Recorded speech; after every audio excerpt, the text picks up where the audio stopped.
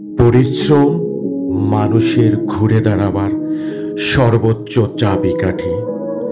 এটা আমরা অনেক সময় জেনেও কাজে লাগাতে পারি না। অনেক সময় আমরা বলে থাকি, না, আমাকে দিয়ে হবে না। এই হবে না শব্দটাই হচ্ছে একটা সাইকোলজি প্রবলেম।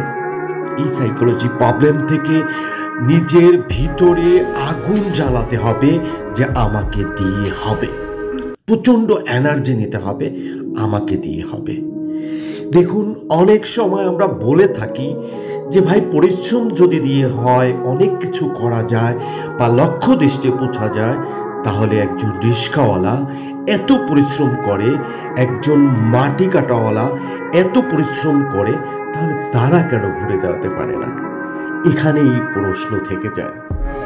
দেখুন, একটা রিক্সাওয়ালা রিক্সা চালাচ্ছে, অন্যের রাস্তায় রিক্সা চালাচ্ছে, সে নিজে রাস্তাটা তৈরি করতে পারেনি। একজন মাটিওয়ালা একজন ভাড়াটিয়া হিসাবে মাটি খনন করতেছে, সে নিজের সমতল জমিনটাকে নিজের করতে পারেনি। এই জায়গায় কিন্তু প্রশ্ন।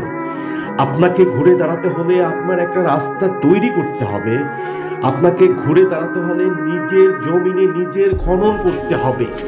এখানেই হচ্ছে পরিশ্রমের চাবিকাঠি, এখানেই হচ্ছে পরিশ্রমের মূল কারিগরি। সেটা আপনাকে বুঝতে হবে। দেখুন, ধরে নেন আপনি একটা বহুতল ভবন বানিয়েছেন, সেই জায়গায় কিন্তু আপনার নিচ তালাতে পা না রেখে আপনি কোনো এক তালায় যেতে পারবেন না।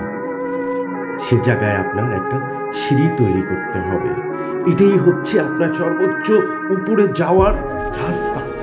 তাহলে পরিশ্রম করতে হলেও আপনার বিবেক, আপনার মেধা, আপনার পরিশ্রম সব মিলিয়ে একটা জায়গা তৈরি করে সেই জায়গাটার উপরে আপনি শ্রম করেন, একদিন ঘুরে দাঁড়াবেন।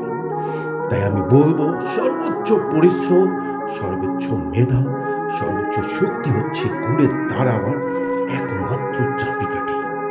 সবাই ঘুরে দাঁড়ান, পরিশ্রম করেন, সর্বোচ্চ জায়গায় পৌঁছে যান, নিজে ভালো থাকেন।